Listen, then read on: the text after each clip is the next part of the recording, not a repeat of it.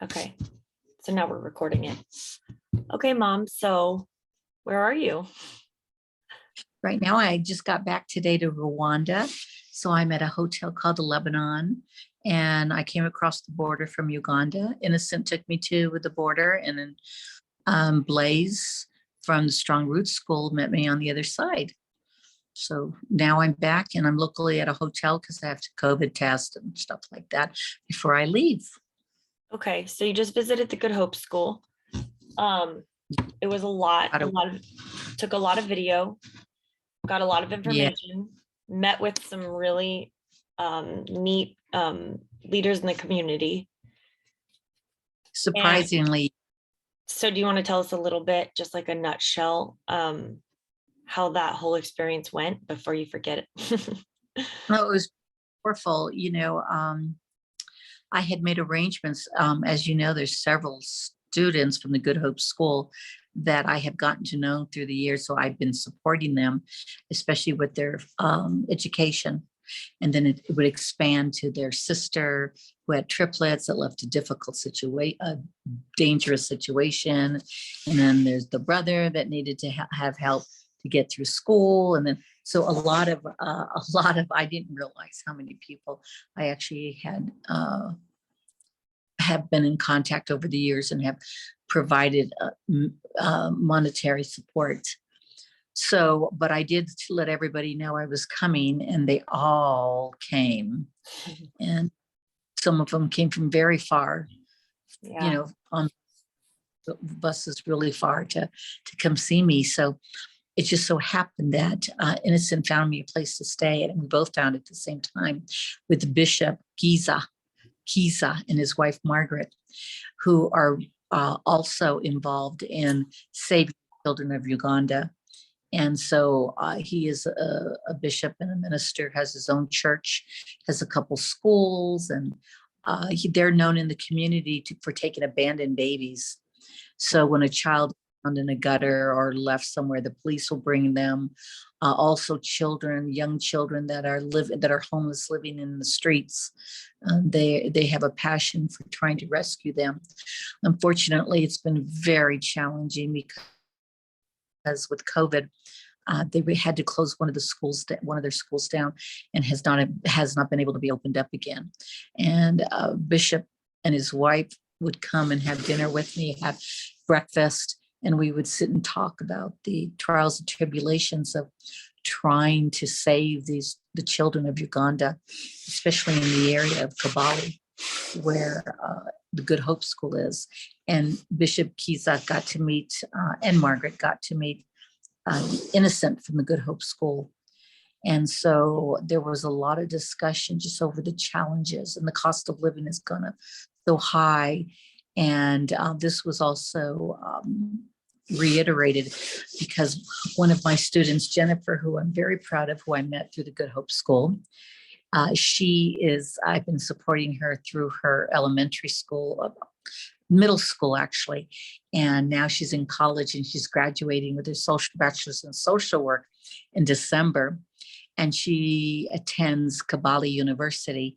And she had shared with the head of the department of the social work department at the Kabali University, Dr. Sam, can't pronounce his last name. He said I could just call him Dr. Sam, that I was coming to. And he knew a lot of her history with me helping her with her college, helping her brother who went to his graduation 2 days ago, getting him through school. Who's her brother? Is it Edison or is it Maxim? No, his name is David. You don't know of him. Okay. Ed's still in high school, and Maxim is still in high school and boarding school that came from Innocent, from the Good Hope School. So I helped David, and how that happened was he was in a car accident, very bad car accident, and it just busted up his leg and foot. He had been in band and was able to support himself, make enough money in his college band and performing. But then after this, he was not able to do this. So whatever you're doing, you're moving something around and it's making a lot of noise. I was rubbing the sheet, I think. So yeah, started helping him. And so he graduated. So I got to attend his, not the graduation, but the graduation party. Got to go to an African graduation party, which was very fun, and meeting all the relatives and his parents and stuff like that. So anyway, the professor, Dean, Dr. Sam, came to meet with me at the bishop's house where I'm staying, and to basically discuss, thank me. Wanted to thank me for all that I've done for Jennifer, because they're so poor, she never would have been able to get an education, and to tell me how bright she was, and that he had a lot of hope and expectations for her, and that if I would possibly consider supporting her through a master's program in social work. And he also shared with me the trials and tribulations and the suicide rate of the young people, and just how hard it is to help the children of Kabali. And he also has 13 years, I believe, 12 or 13 years putting, helping set up nonprofits. So he volunteered to help Jennifer at Good Hope School, actually, but Jennifer's going to help being at the university. She has access to Wi-Fi, which Innocent doesn't unless he goes to the internet cafe. And Jennifer is learning all the skills about, grants and proposals, and she's game. She wants to give back to the Good Hope School. So Dr. Sam has I said, maybe we can pay, and he said, no, absolutely not. He wants to do this because of the mission to help the children of Kabali, Uganda. So he's going to connect with her, and he's going to start helping her and Innocent to get the Good Hope School hooked up as a nonprofit, whatever that takes. Okay. So he was able to Innocent too, and so Innocent is very happy about that. Yeah. So the bishop school closed down, and this is something that happened to a lot of the schools after COVID. They implemented all these regulatory standards. Me was that Uganda has a very, very corrupt government, and which has made it extremely difficult to get anything done, and they won't do anything. And I asked him, don't they have public school? He says, yes, they have public school, but no teachers. They can't get any teachers. He said the public schools are useless, or the government schools are useless. And it's just heartbreaking that they're pocketing that money. And so the kids, so very poor children, and can't, they can show up, but there's nobody there.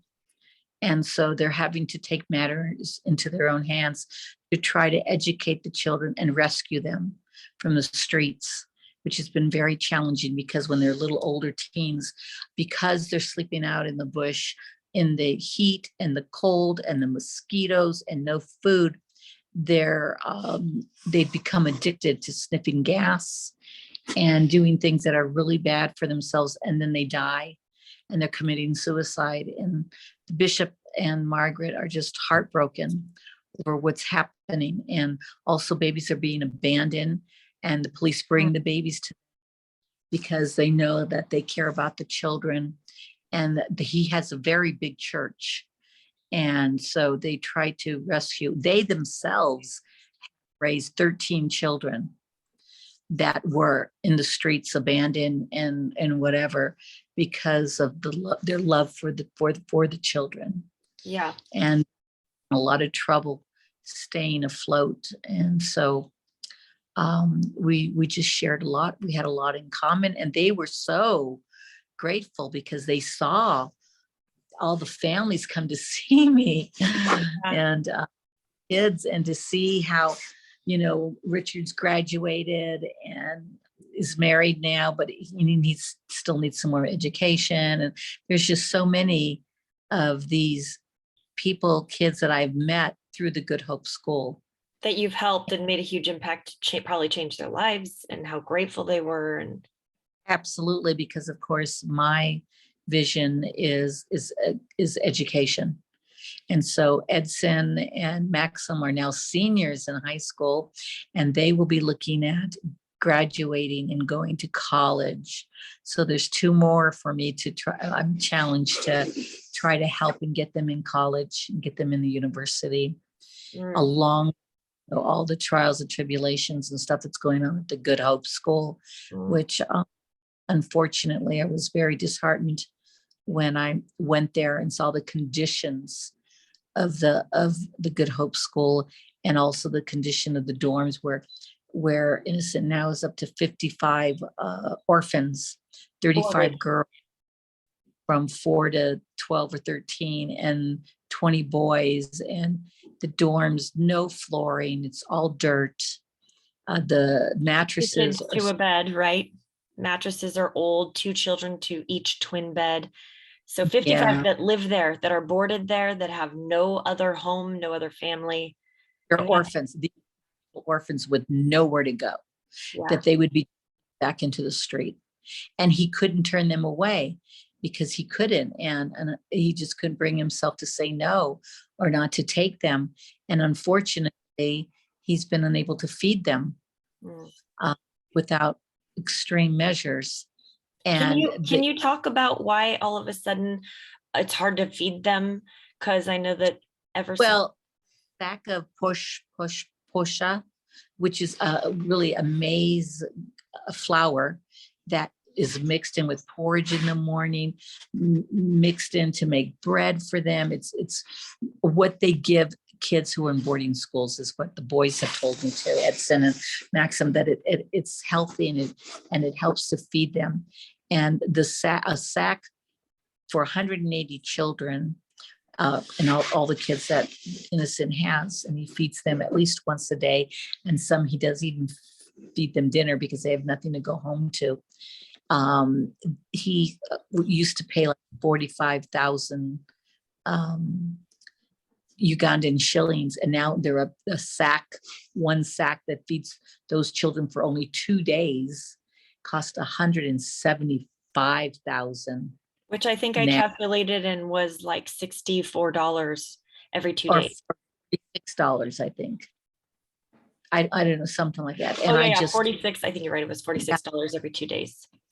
Gave him $200 to get some more sacks, but we've got to get them through to the end of the term, so that those 117 that go home.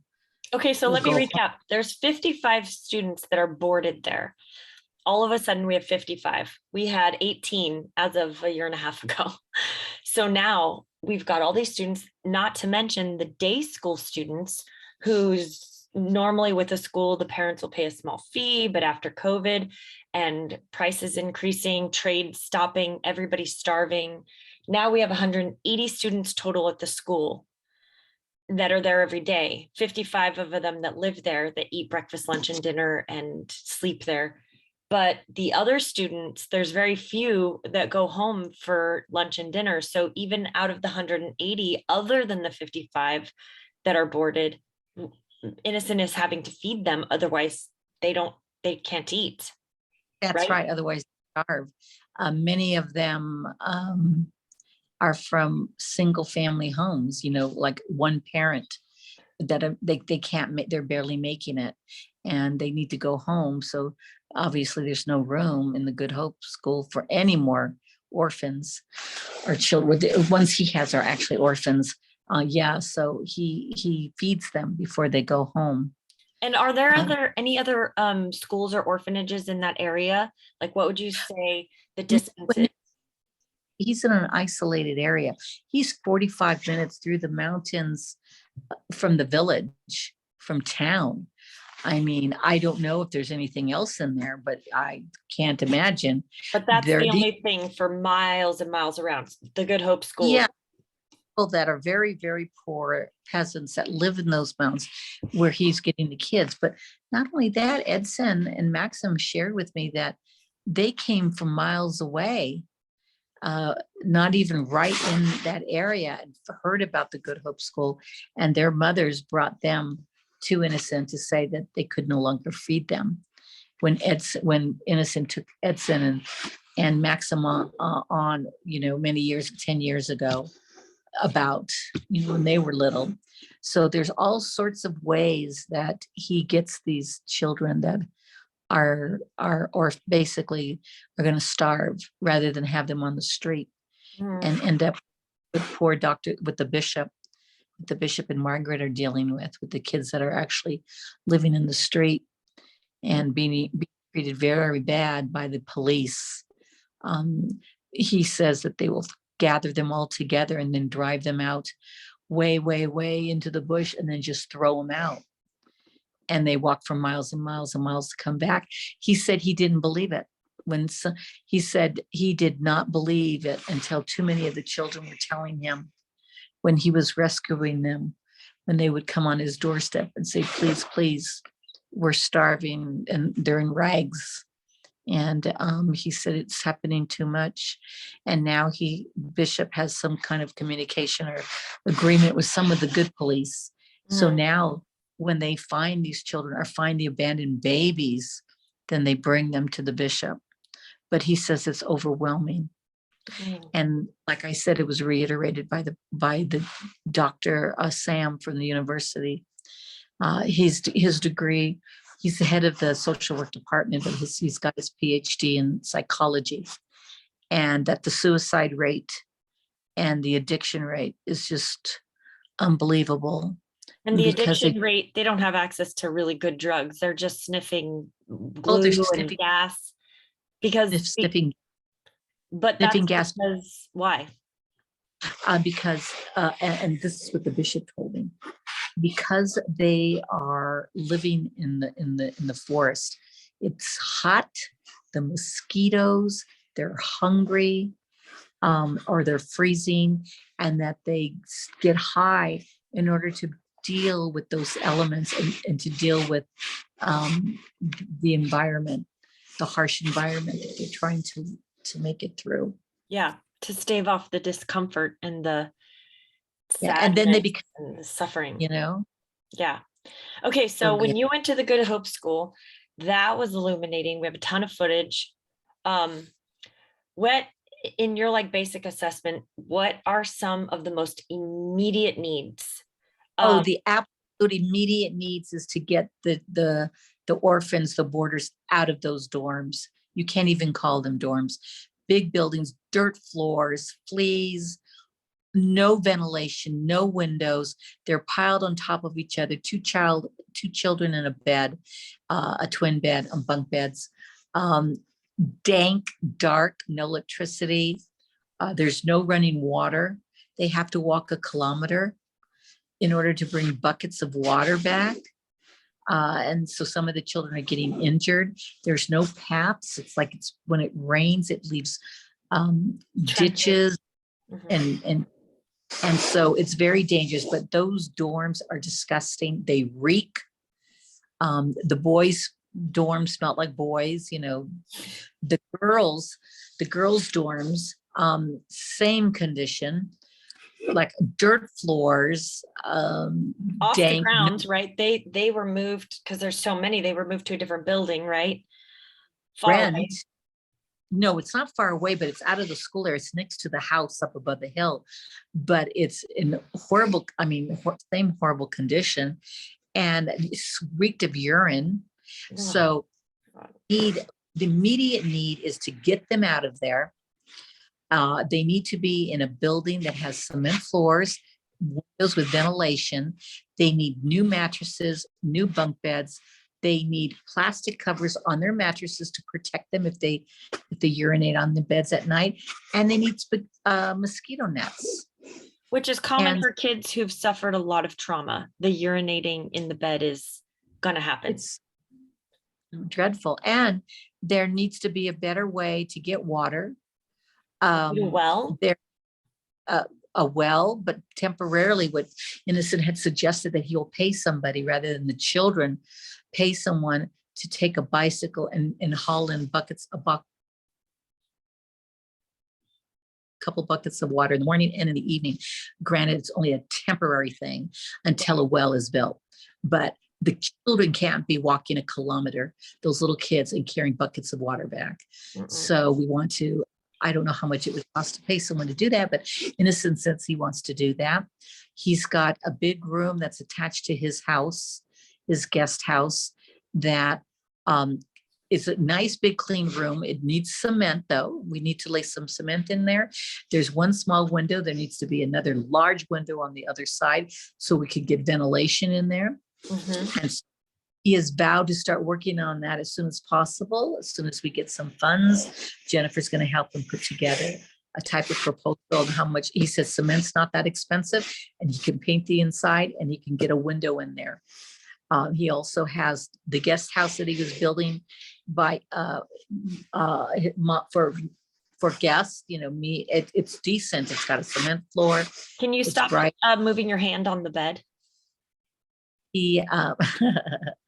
That guest house, he can move children into their bunk beds, and so he's gonna give up his house and make that be one of the dormitories. Yeah, you know, it's just him. There is a guest house, and there was his house, so he has a couple options. One would still be available if he moves the boys into an attached big room. Then he will have some place to be. Now, the guest house, is that the one that you paid for him to build? You gave him money to build, and it was supposed to be for visitors, and until you went there and said, oh my God, this thing can't stay empty. This is the only livable structure. Right. Yes, exactly. And I said, and it's got 2 or 3 rooms. Yes. And a bathroom. I said, yes, you can move the girls in there. So I just want to say this because I think this is really important. You, without breaking the bank, in stages, gave enough money to pay to have, and I'll put up footage so people can see what the guest house looks like. It's really nice. And there was this guest house that he was able to build, and it's got a shower. It's got, I mean, I don't know how, but it's really nice. And if anybody else wanted to sponsor funding a guest house or a dormitory, a girls' dormitory or a boys' dormitory, it's not that much for us. It's attainable.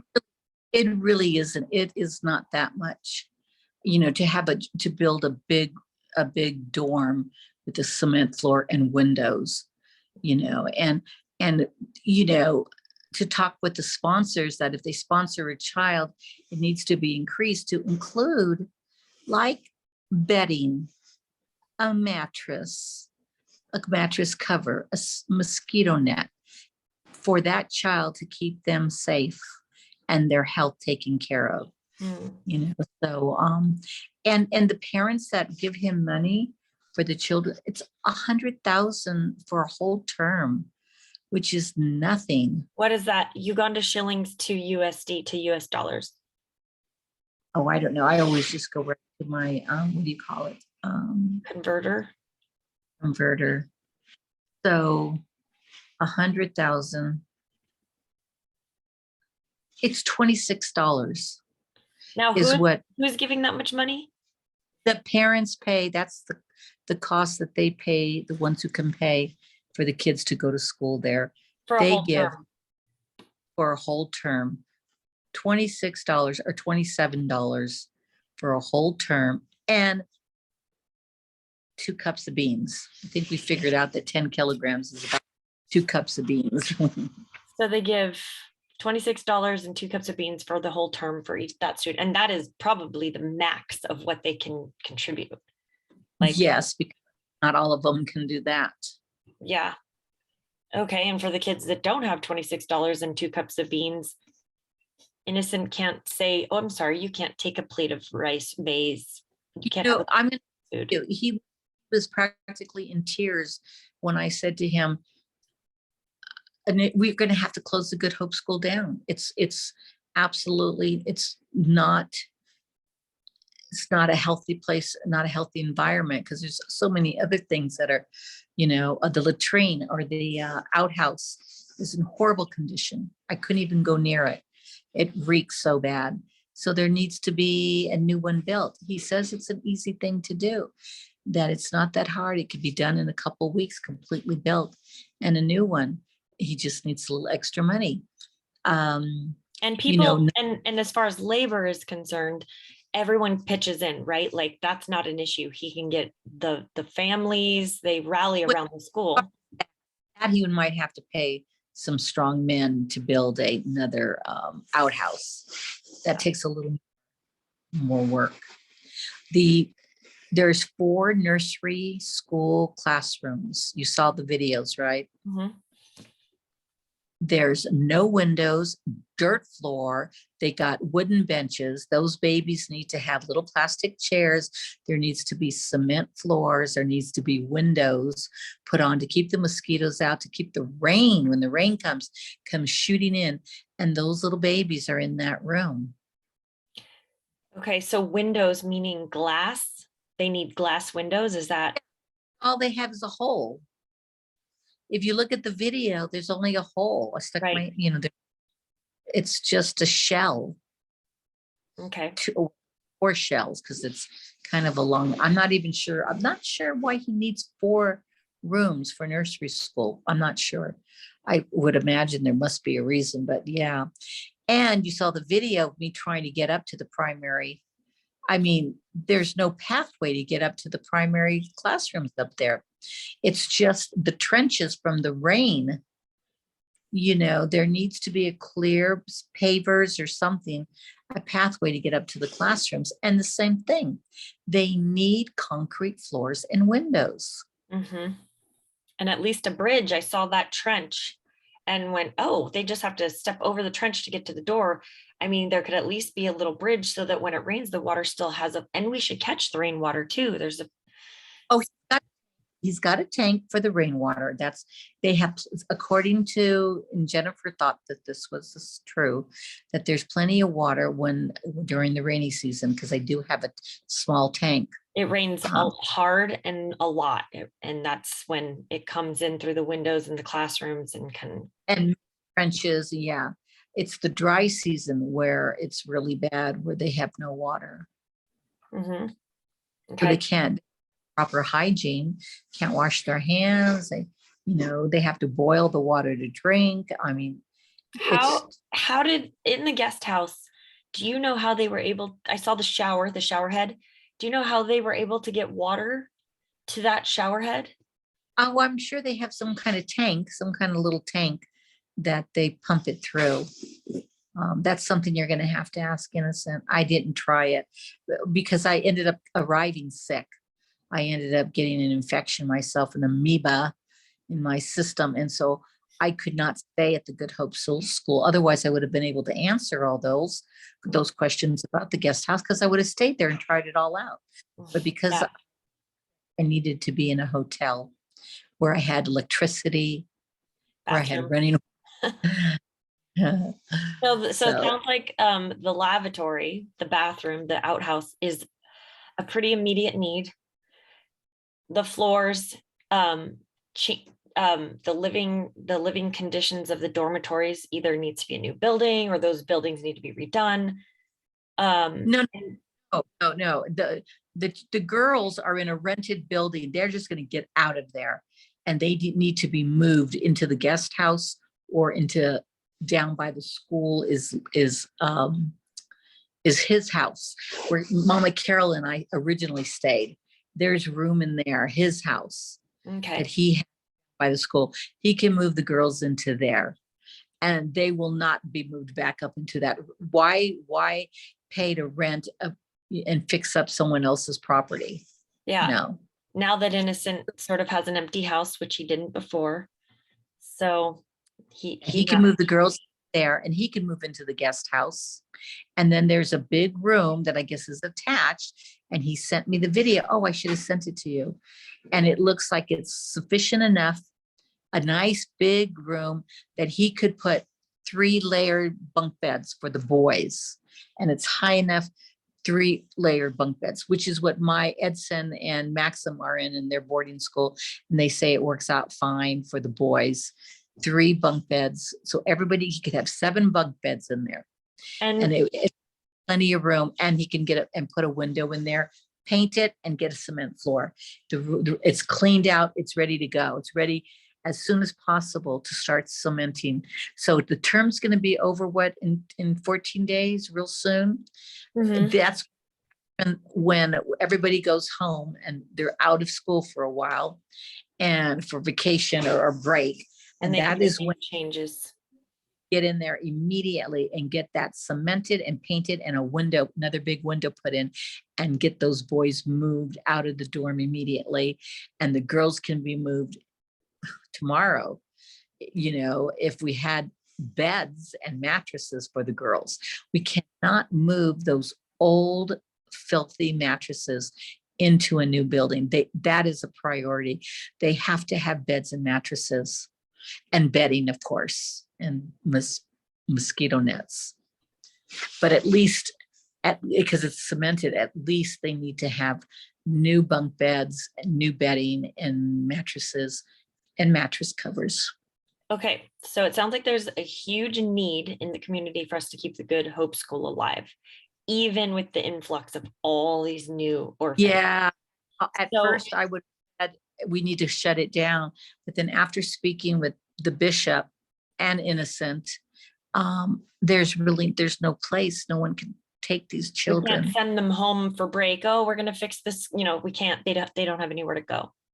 There's 55 babies that have nowhere to go, and 35 of them are little girls, which is just horrible. So with that being said, what do they need from us? What is the most immediate need? What is the most immediate thing? From what I told you, what do you think? Raising money. Sense, but I don't know. What do you think? I think raising money. And then you took a video of all the orphans that still need sponsors. Beautiful video. You can see if everyone would sponsor, even a fraction of those kids, then that would really help them. We know those kids are taken care of for a year at a time or 2 years at a time. And it's not that expensive. We'll have to recalculate, but mostly recalculate mattresses, bedding. Yeah. Yeah. And Jennifer's going to help with that, right? She's going to get. Yeah. Yes. She's in school right now, but when term ends, she'll be available to help as much as possible. But meanwhile, we can WhatsApp them, and we can get an idea, because I know Jennifer, I buy her mattresses every year. I buy her a new mattress. She can say right off the top, right off how much does that cost. I will tell you though, things have gone up crazy. Yeah, the products are Uganda, unfortunately, and what is being raised. COVID has really done, and now they say the Ukrainian war has created a lot of problems too. So it's going to be very challenging. People will have to put out more money in the beginning than they thought. $200 isn't going to get it. Or 300. We're up to 285 now. At least 100, and which is nothing for an American, really. I know. It can save, please. It can save a child. It can make sure that these babies are safe and well taken care of. And we've got to. Good thing we got to figure out. So about the plantation, he's renting this plot. He's got money to rent it. He's got to put together how much he's going to need for seeds. All he did was put a deposit to hold it. So he's going to be working on that real soon, the next day or two, to tell us. Repeat that. A plot of land to grow potatoes. Yes, Irish potatoes. They call them Irish, and they will be used to feed the children and to sell. And they can make enough money. He can make enough money to buy posho, the corn made flour. That's the base of all their food. Yeah. Yes, that has gone up from 45,000 to 175,000. I know. Shillings. It's crazy. I remember a couple of years ago how much it was costing. 3 years ago, it was cheap. And then when Jamie, first found Innocent, however many years ago that was, 10 years ago, it was Mhm. dirt cheap, and now it's insanely It's expensive. ridiculous. Nobody, people are dying. Nobody can survive. It's just awful. Yeah. Okay. So we need to do a push to raise money and to get sponsors, to get more sponsors, to sponsor. Really need a push right now to get some money together. I did give him $200 to buy some sacks, but he's going through, a sack every 2 days, and he's got to keep feeding these children. And he says that they're just giving them small amounts. You saw the video, they're awfully thin. These babies are thin. There's not a lot of body mass on those kids. So it's not like we're fattening them up at all. Mm-hmm. Yeah. And getting very grim, and so but they have a roof over their head, and they do get at least a meal a day, better than what they would at home or in the street. Yeah. Okay. The book. Yeah. Sorry, I'm getting an incoming call. Okay. So we've got Scotty. He's calling me over and over and over again. Mm-hmm. Scotty Bear. Yeah. Hi. Hi. I'm talking to Mima. Oh. Okay. Well, are you the children? Are you coming over right now? Yeah, we're just out of Look at Mima. right now. Hi, Sarah. Hi, love. Hi. I'm on the road. Okay, honey, drive safely. See you soon. Okay. Bye, baby. Okay. Okay, bye. See you soon.